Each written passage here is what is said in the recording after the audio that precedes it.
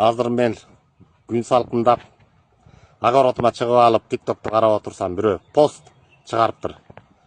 27-жылы кимди президент катары көрөтсүң? Адахан Мадумаровду же Садыр Жапаровду депчи.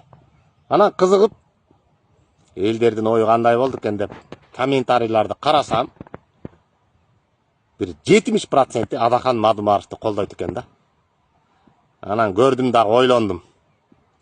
Адахан Мадумаров бир кезде айтты эле. Кыргызстанда темир жол курулушу мүмкүн эмес, мага жомок айтпагылачы.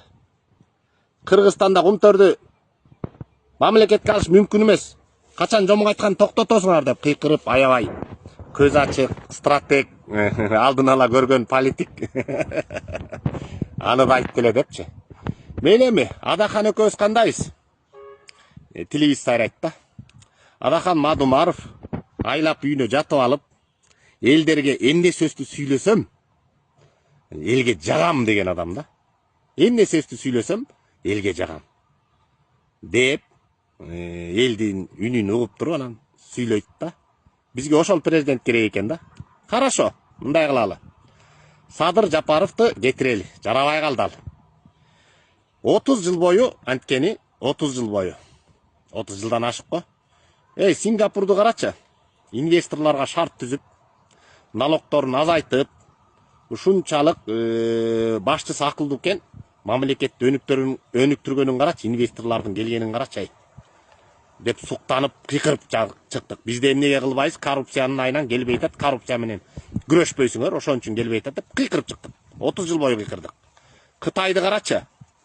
Инвесторлорго шарт түзүп, дүйнө жүзүнөн инвесторлор келип, жерлерин берип, ошолор келип завод, фабрика, мамлекетке акча түшчү, офистер болобу, үй салуучу жайлар болобу, тиги завод, фабрика болобу, ошого шарт түзүлгөн үчүн келип алып, Кытайдан жер алып алып. Мына Кытайды өнүктүрүп, тим эле алар шумдук акылдуу, биз эмне кылбай атабыз деп дагы кыйкырдык 30 жыл.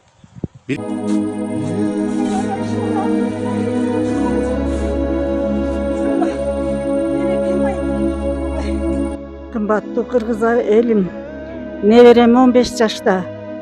10 жашынан бери эпилепсия оорусуна кабылып, ошондон бери алып барбаган жерибиз калган жок. Турция мамлекетине алып барып дарыгерлерге көрсөтсөк, башында киста бар дейт. Аутологиялык өзөк клеткасын трансплантациялоо, жөнгө салуу керектигин айтышты.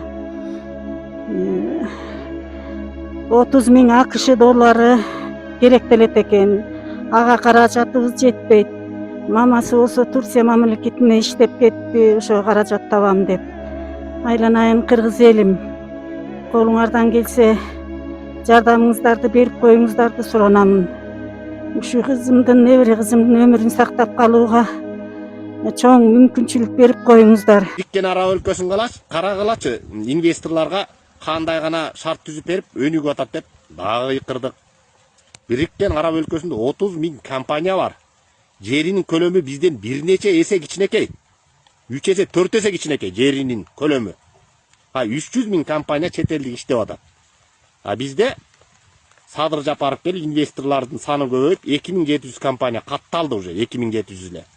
Араб өлкөсүнөн, жанагы Бириккен Араб өлкөсүнөн, кичинекей мамлекеттен бизден. 101 эсе аз дагы делечи. Хорошо.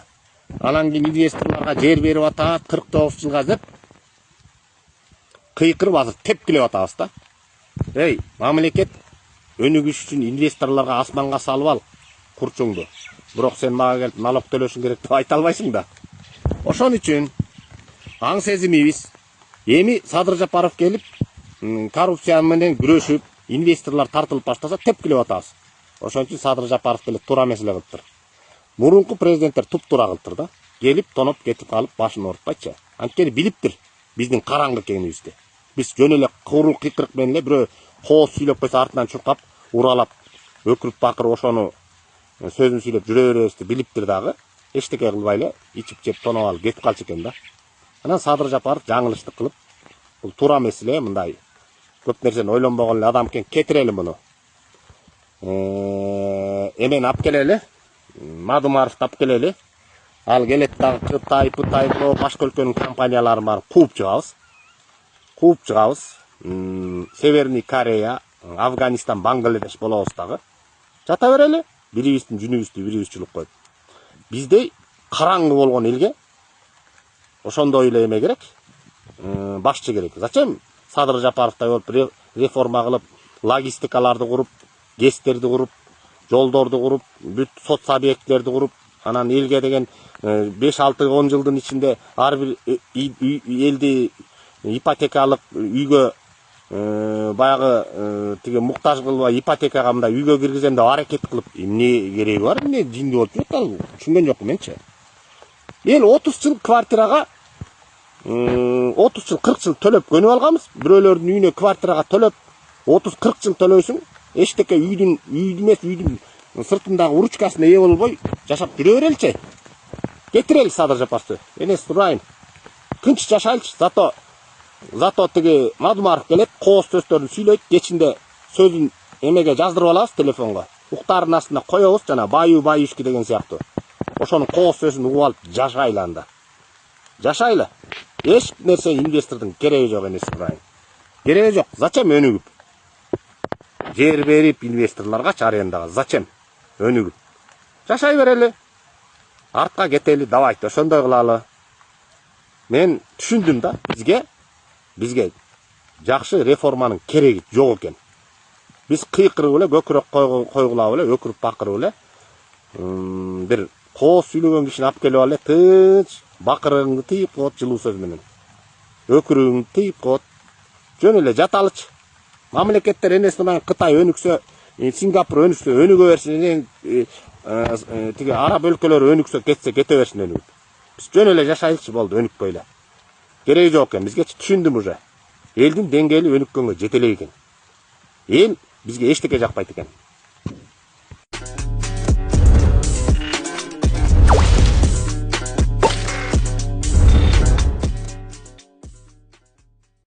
Андашкен иштетүүгө жол бербейбиз да, сиз туура түшүнүңүз, бизге келечек, биз анткени жашайбыз бердечи. Биз анткени 23-жылы кайрадан Андашкенине лицензия берилиптир да өкмөт тарабынан. Ошол менен 2023-жылдан бери биздин айылда тынчтык жок, урматтуу Эрмат Жумаевич. Бул Андаш компаниясы деген бул бысмылла деп келген, мен айтып кетпедим жаңы эле, 2005-тен бери ушундай айылга тынчтык бербейт да, мына айыл менден кийинки чыккандар да бир маалымат берер. Биздин бир гана максат келечек. Айылдын келечеги. Түшүнүп көрүп отурсуздар, берди Андаш деген бизде жакын жайгашып өтө чукул турат. Картасы боюнча айылга чейин кирип кеткен. Ошол кездеги ушундай силерге окшогон бийлик өкүлдөрү туура эмес маалыматтар берип, айыл эл кыйналып бүттүк. Мына 21 жыл болду. Эсептесеңиз, 21 жылдан бери айылда тынчтык жок. Эмне кылабыз? Келечегибиз кандай болот? Каяка көчүп кетебиз бул алтын кени ачылса депчи. Анткени көз карандысы эксперттер, экологдор берген ошол кезде эле жыйынтыгын, заключениясын берип койгон, бизде бар алардын барычы. Улам бир кытайлар кирет берге, элдин тынчын алып. Бизге мындай мыйзамдуулук керек да, биз мыйзам менен жетишкенбиз жанагындай ийгиликтергечи. Эч кандай биз Андашкенин иштетүүгө жол бербейбиз да, сиз туура түшүнүңүз, бизге келечек, биз анткени жашайбыз бердечи. Биз анткени урмат Ол. Биз алтын кен жөнүндө айтсак эле бийликтин душманыбыз да Көпүрө базар. Биз